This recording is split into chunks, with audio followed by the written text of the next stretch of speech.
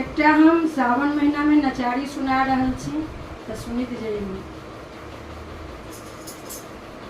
शिव हेरब तोर पटिया कचके दिनमा, शिव हेरब तोर पटिया कचके दिनमा, कचके दिनमा हो कचके दिनमा, शिव हेरब तोर पटिया कचके दिनमा, शिव हेरब तोर पटिया कचके दिनमा।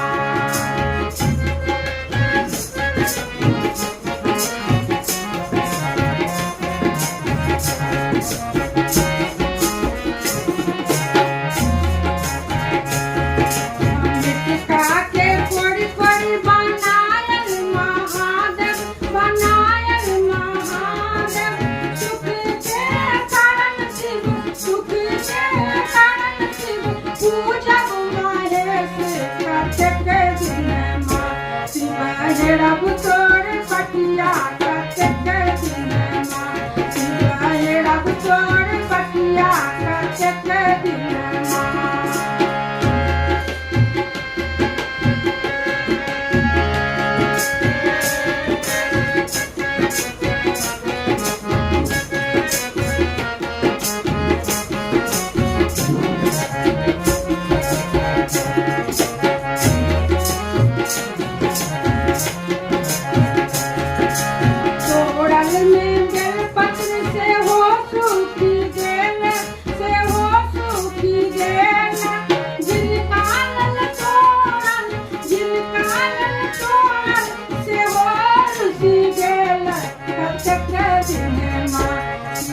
हेरब तोर पटिया कचके दिनमा, शिव हेरब तोर पटिया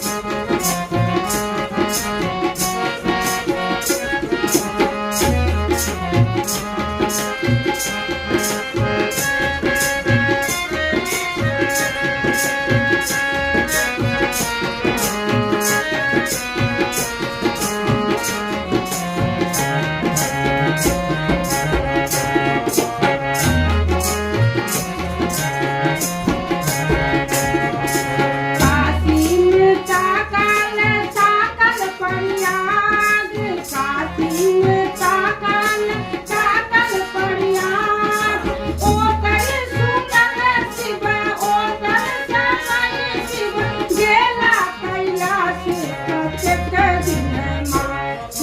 हेरब तोर पटिया कचके दिनमा, शिव हेरब तोर पटिया कचके दिनमा, कचके दिनमा हो कचके दिनमा, शिव हेरब तोर पटिया कचके दिनमा, शिव हेरब तोर पटिया कचके दिनमा।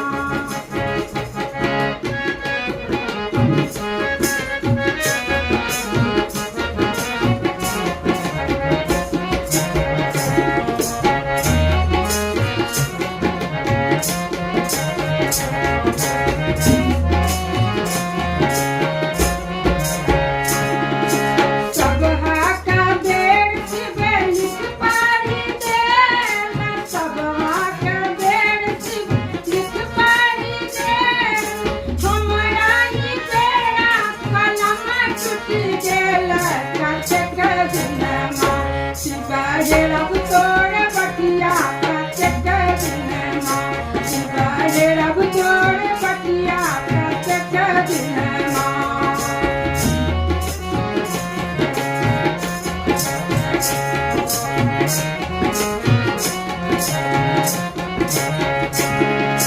बनहि विद्यापति सुनु हे महेश, बनहि विद्यापति सुनु हे महेश, दरिद्र हरण करू मेटत काले से कचके दिनमा। हेरब तोर पटिया के चक्कर दिन मार, हेरब तोर